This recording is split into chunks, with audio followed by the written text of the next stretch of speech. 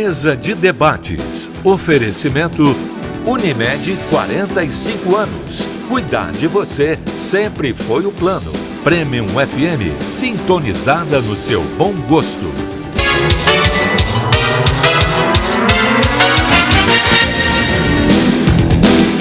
Olá, hoje é quinta-feira, dia 26 de março, está começando mais uma mesa de debates aqui pela TVE Juiz de Fora. Para a gente é sempre um prazer estar com você aí na sua casa. Te faço um convite para a gente ficar junto hoje até meio-dia. Hoje vamos conversar sobre uma peça teatral que foi premiada na ONU e que terá apresentações em Juiz de Fora hoje e amanhã. Vamos falar também sobre o Dia Nacional de Combate à Hipertensão Arterial. Apresento agora para vocês os debatedores do nosso programa de hoje. Bom dia, Steca, tudo bem? Bom dia, Caio. Bom dia, Carlos. Bom dia, amigos da mesa. Como sempre, um prazer estar aqui às quintas-feiras batendo um papo com o nosso povo de Juiz de Fora. Bom dia a todos. É nosso. Bom dia. Bom dia, Carlos. Bom dia, Caio. Bom dia, Steca. Bom dia, amigos da mesa. Bom dia, povo de Juiz de Fora. Hoje nós tivemos uma notícia logo cedo a respeito da homologação da delação do Palocci. A semana vai ser uma semana corrida, né? Vamos ter muita informação aí. Vamos. Corrida, mas nada fora do comum, né? Ah, não, muito fora do comum não, que a gente já está acostumado, né? Já tem muito tempo que nós estamos passando. Bom, apresento para vocês agora os convidados do nosso programa de hoje. A gente recebe o cardiologista e presidente da Sociedade Leste Mineira de Cardiologia, Dr. Luiz Antônio Avelar. Bom dia. Bom dia, Caio. Bom dia, os membros da mesa, telespectadores. Prazer receber o senhor. Prazer é todo nosso. Mais uma vez, é um prazer estar aqui, trazendo informação para a população, para que nós possamos melhorar a qualidade de vida do nosso povo. Com certeza. Necessário, né? Necessário. A gente também recebe o coordenador da Escola de Gente, Comunicação e Inclusão, Pedro Prata. Bom dia. Bom dia, Caio. Bom dia, mesa. E bom dia a todos e a todas que estão em casa também assistindo a gente. Prazer te receber, Pedro. Prazer. Obrigado. Hoje, Juiz de Fora recebe uma ONG que foi premiada pela ONU, que traz uma peça de inclusão e a gente vai falar sobre ela a partir de agora. Pedro, diversidade seria o adjetivo principal para caracterizar o grupo de vocês? Nosso grupo de teatro, que chama os Inclusivos CISOs, ele é o único grupo no mundo que realiza espetáculos com a máxima acessibilidade. A gente parte do princípio, da percepção de que teatro, como outras formas de arte e outros ambientes na sociedade, são ambientes excludentes, ambientes em que a gente vive num delírio coletivo, em que a gente escolhe sempre quem participa e quem não participa. E uma pessoa, por exemplo, que é cega ou tem baixa visão, não pode ir ao teatro. Uma pessoa que é surda ou que tem algum tipo de deficiência auditiva não pode ir ao teatro, não pode ir ao cinema, não pode participar da vida cultural da sua cidade. E a gente elabora estratégias, projetos e iniciativas que fomentem nas pessoas a preocupação e a percepção de que é importante fazer cultura e fazer uma sociedade em que todas as pessoas sem deficiência e na sua diversidade possam participar sempre. Então a gente tem um espetáculo que é único no mundo, premiado pela ONU, em que qualquer pessoa, tendo ou não deficiência, acompanha o que acontece no palco. É triste você falar dessa forma, porque o teatro, como a cultura em geral, né, ela tem a função de transformar, de desenvolver a comunidade, e acaba que diversas pessoas, por falta de acessibilidade, por falta de recursos, ficam excluídas dessa transformação social que é a cultura.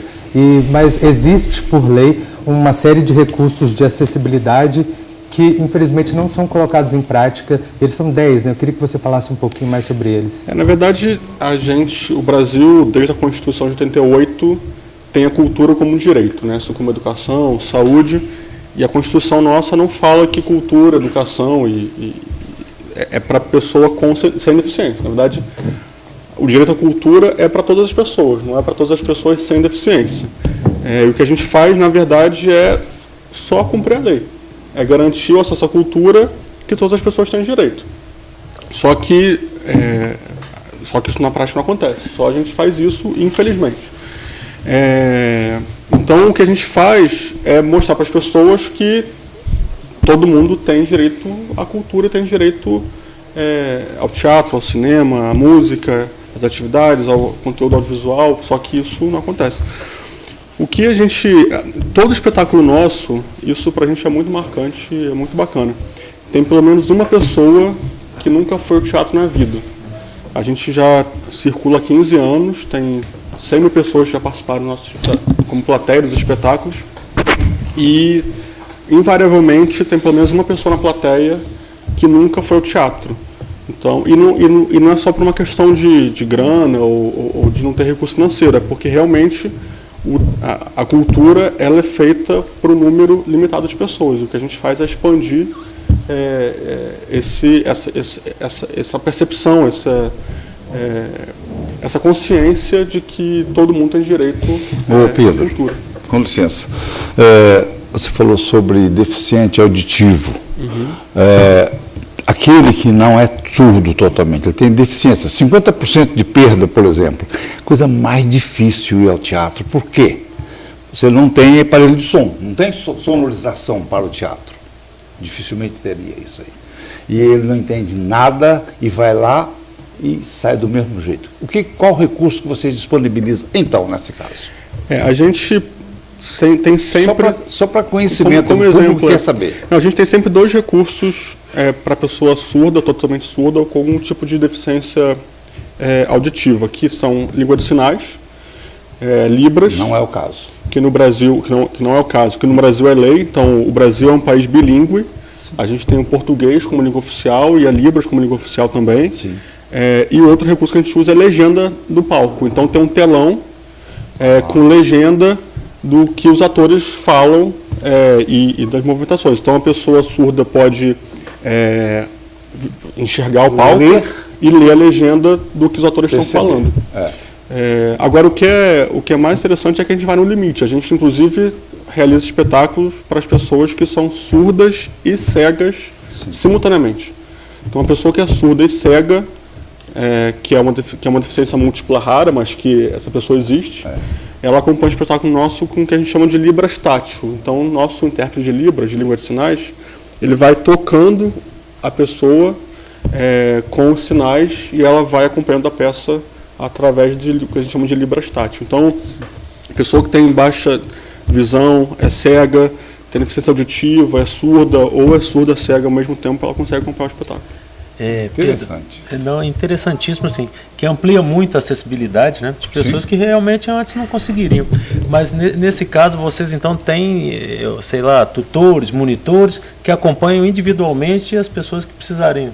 É isso? Na verdade, para a gente, teatro acessível é uma experiência completa de produção teatral em que todas as pessoas participam, desde a produção, desde o início até a plateia. A gente não tem tutor, a gente não acha que esse é o caminho. A gente acha que a pessoa com deficiência tem que ter autonomia para sair de casa, ir aonde quiser e participar da atividade que quiser. O que a gente tem, que a gente usa, são recursos de acessibilidade. São mecanismos para que as pessoas participem. Então, tem língua de sinais, legenda, audiodescrição para a pessoa cega, por meio de um fone de ouvido, ouvir o que acontece no palco, né? Então, quando o ator faz uma movimentação no palco que não tem fala, tem um audiodescritor que narra essa cena para a pessoa cega por meio de um fone de ouvido com rádio, né? A gente só faz espetáculo que tem rampa de acesso para quem é cadeirante. Então, hoje, por exemplo, o espetáculo é no Teatro Novo, o Teatro Pascoal Carlos Magno, que ficou muito tempo a ser construído, né, quase 40 anos, e o projeto original não tinha acessibilidade, ele é acessível para a plateia. Quando a gente veio ver o teatro, a gente viu que o palco não tinha rampa para cadeirante. E a gente foi ontem lá e ficou super feliz porque, por meio da nossa presença, a prefeitura colocou uma rampa para o palco. Então, a gente ontem fez uma oficina de teatro no CCBM, por exemplo, em que uma pessoa com cadeira de roda não poderia ter acesso porque a entrada tinha um degrau alto. A gente foi construir uma rampa. Então tem rampa de acesso, tem banheiro adaptado. Nosso material de comunicação, ele é todo acessível. Então a gente entrega um folder, um programa da peça, como quase todos os espetáculos têm, e a pessoa cega consegue ler, porque a gente tem em braille, em formato online, para a pessoa cega poder ouvir. A gente faz uma visita antes ao cenário com a pessoa cega também. Então, além da audiodescrição, ela antes da peça toca o cenário para ter uma compreensão melhor. Então, o que a gente faz, na verdade, é um mergulho para todas as pessoas, com e sem deficiência, num ambiente como todos os ambientes deveriam ser. A gente proporciona para o público um espetáculo que tem um conteúdo sobre inclusão, né? A peça fala sempre sobre inclusão, diversidade, e num formato que a gente gostaria que acontecesse em todos os espaços. Não só no teatro, e não só na cultura, mas na sociedade. A gente tenta todos os dias criar estratégias para superar esse delírio que a gente vive ainda, de que o mundo é feito por um número limitado de pessoas. Na verdade, o mundo deveria ser de todas as pessoas e ele não é. Bom, dessa forma a gente termina o primeiro bloco do programa de hoje. A gente vai para um rápido intervalo e já voltamos com a mesa de debates aqui pela TV Juiz de Fora.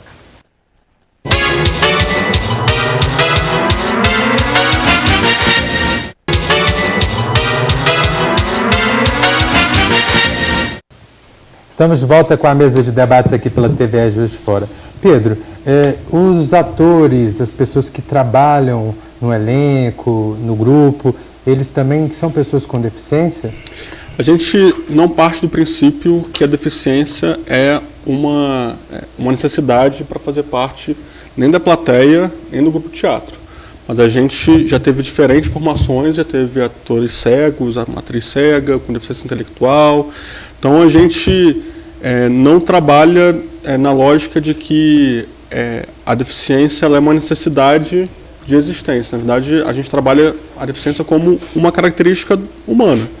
E quando você fala da falta de recurso que uma pessoa, como público, tem, né, de opções para que ela consiga ver uma peça e absorver aquilo, imagina um ator que tem alguma deficiência, as opções são ainda mais restritas, né?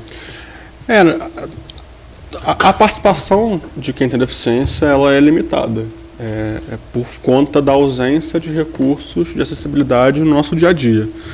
Então, uma pessoa com deficiência que quer ser ator ou atriz, por exemplo, uma pessoa cega, por exemplo, ela precisa, quando vai decorar um texto, que o texto seja de formato acessível. Então, se um grupo de teatro faz um texto e um ator é cego, ele só recebe o texto impresso, vai ser impossível. Então, o que a gente mostra para as pessoas é como faz uma produção do início ao fim com acessibilidade.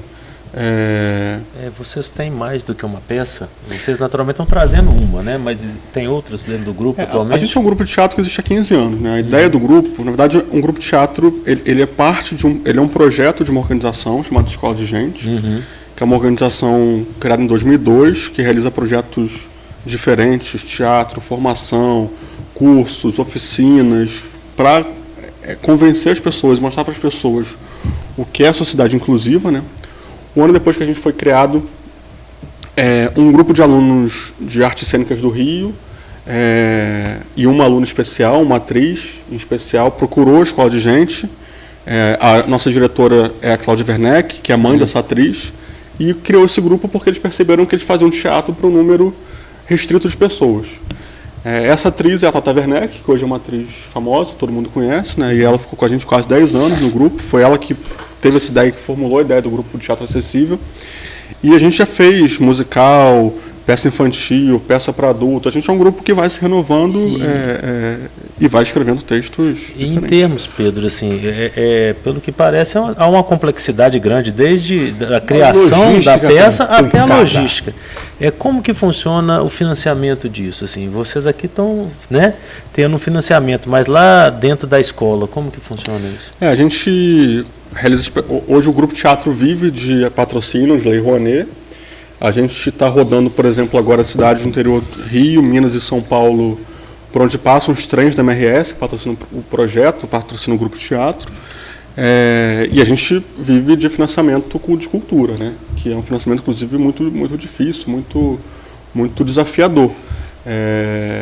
Mas a gente é uma organização, vive de doação, vive de parceria. A gente só consegue realizar o nosso trabalho porque a gente tem parceiro que acredita no trabalho e porque a gente, inclusive, corre atrás. Né? De repente eu me vi dentro da peça. Eu tenho um nome, inciso e incluso, que é a minha área profissional. O que quer dizer isso? Os inclusos e os cisos foi uma brincadeira, né? Inciso e incluso. Foi uma brincadeira que a Tatá criou para chamar o grupo. Enfim, nessa coisa do dente inciso, do dente incluso. E ficou, né? E pegou o nome, né? É apenas uma brincadeira. Sim. Ô Pedro, hoje a peça chama-se Ninguém Mais Vai Ser Bonzinho.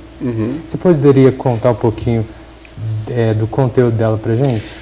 A peça que a gente vai ter hoje no teatro são sketches com muito humor, né? A Tatá, inclusive, participou não só como atriz, mas como elaborava, inclusive, os textos, né? Muita coisa ali, a criação dela, em que os atores falam de questões do dia a dia de discriminação com muito humor. Então a gente pega atos discriminatórios e trata isso com humor, mostrando como essas situações são muito absurdas.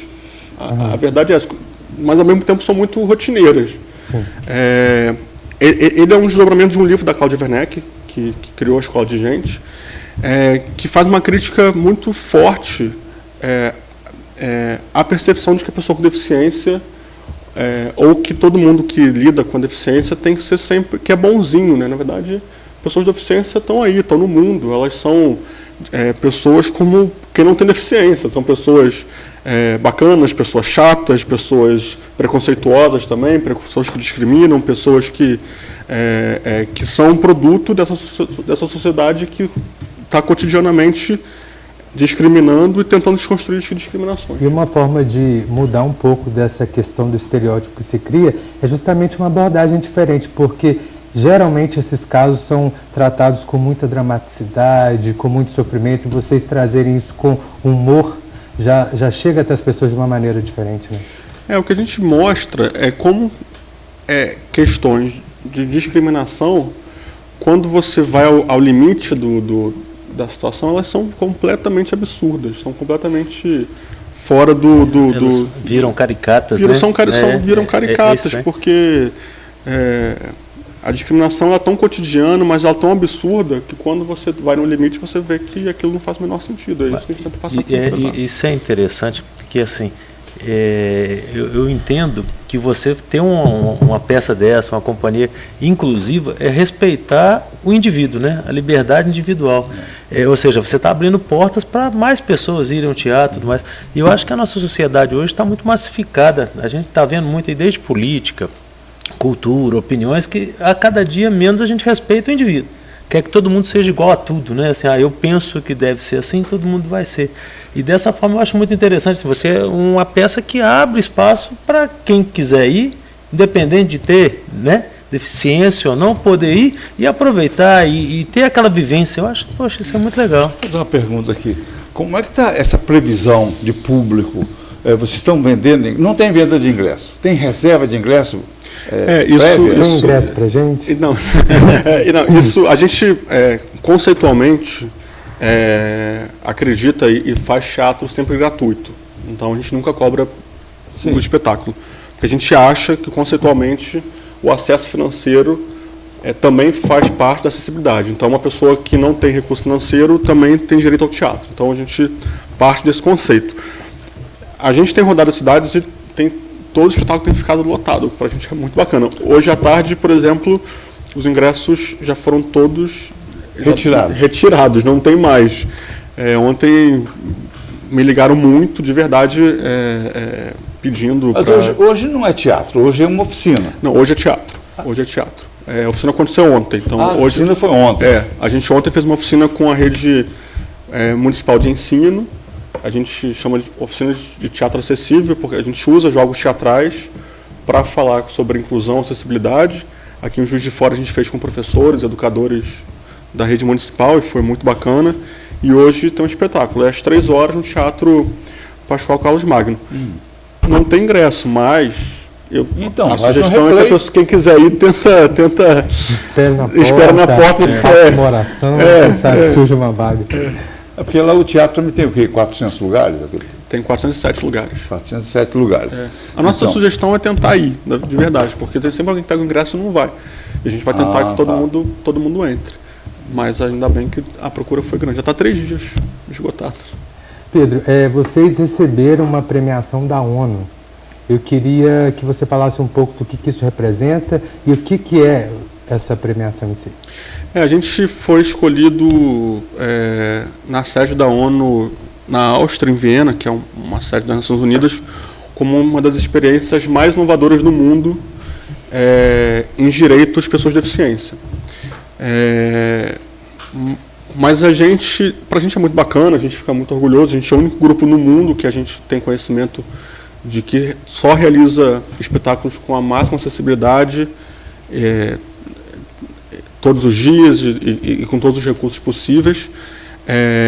Mas a gente também, na ONU, tem uma postura crítica. A gente estava ano passado na Convenção da ONU sobre Direitos de Pessoas de Deficiência, é um encontro anual que tem em Nova York, que avalia como os países avançaram na questão da acessibilidade e da inclusão.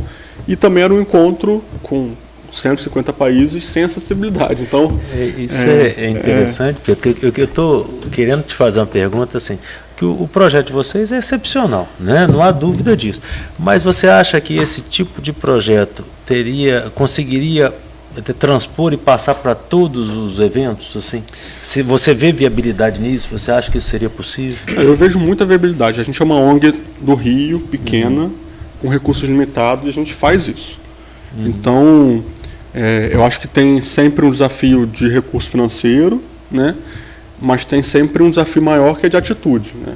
Tem uma comparação que eu acho que faz sentido, que é da questão do banheiro feminino, né? Então, há um tempo atrás, se você fosse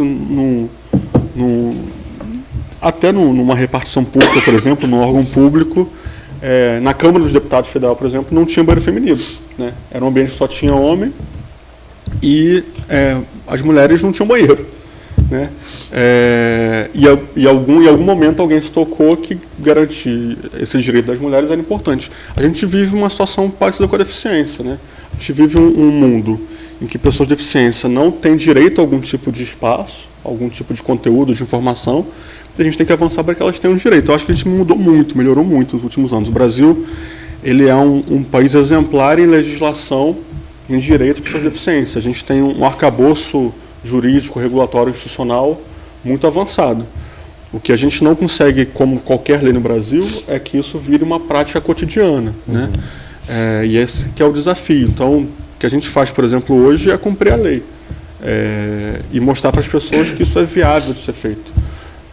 Mas, infelizmente, não é, né? Olha, Pedro, eu te digo que saber do projeto de vocês é como uma possibilidade de respirar, sabe? No meio de tantas notícias que a gente sempre tem dado, né, Carlos? Notícias tão ruins, a gente sempre vê nas mídias notícias que deixam a gente um pouco receoso, sabe? Sobre os rumos do nosso país, e saber que o Brasil, ele conseguiu um projeto que é reconhecido internacionalmente. E quando a gente fala a questão da acessibilidade, a gente fala da deficiência, mas a gente também tem essa população idosa que vai precisar de acessibilidade e que o nosso país já caminha para uma população com idade avançada, e são melhorias que vão ficar, né, para a população, e cada um vai poder usufruir dela em algum momento da vida. A gente trabalha com acessibilidade na perspectiva, na verdade, da inclusão. Então, isso é importante. Então, qual que é a diferença? Na acessibilidade, um ambiente acessível, por exemplo, é um ambiente em que todas as pessoas têm direito àquela informação. Só que o nosso desafio maior é fazer com que os ambientes sejam inclusivos, ou seja, um ambiente que todas as pessoas tenham seus direitos garantidos. Porque a gente pode criar um ambiente com acessibilidade para difundir uma informação sobre o nazismo, por exemplo. Então esse é o desafio principal. Você pode garantir que pessoas de deficiência, por exemplo, tenham acesso à informação, e essa informação ser uma informação de um discurso de ódio. Então, não basta ser acessível, também tem que ser inclusivo. O que é isso? A gente tem tentado pensar como que as causas podem se encontrar. Então, como que a questão da deficiência encontra com racismo, que encontra com a questão da LGBTfobia, que encontra com a questão de gênero, ou a questão etária, o preconceito etário. Então, é importante caminhar para uma comunicação acessível, mas é muito mais importante caminhar para uma comunicação e para uma sociedade em que as pessoas tenham o seu valor humano reconhecido de forma equânime. Isso que é o mais importante. Não adianta você fazer acessibilidade se é para difundir ódio, preconceito e discriminação. Por isso que a gente fala sempre que recurso de acessibilidade, ele não é para pessoa com deficiência, ele é para todas as pessoas.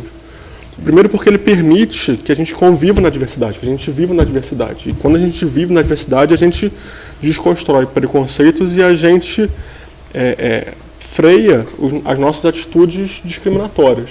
Isso é um ponto. E outro porque a gente, quando coloca a rampa, por exemplo, no palco do teatro aqui em Juiz de Fora, não foi a gente colocou, foi a prefeitura, mas quando a gente estimula que tem a rampa, uma pessoa idosa pode subir ao palco.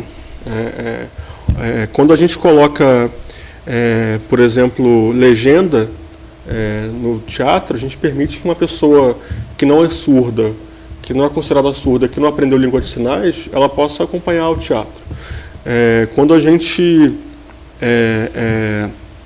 o que a gente faz, na verdade, o mais bacana... A gente foi numa cidade no interior do Rio ano passado e foi num teatro que também não tinha rampa, né? A gente botou rampa.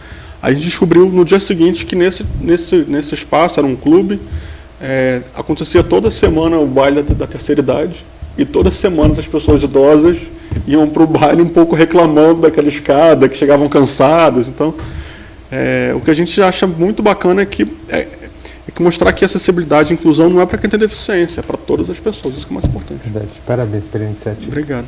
Bom, a gente vai para mais um rápido intervalo, daqui a pouco a gente volta para a mesa de debates, mudando um pouquinho de assunto. A gente fala sobre hipertensão.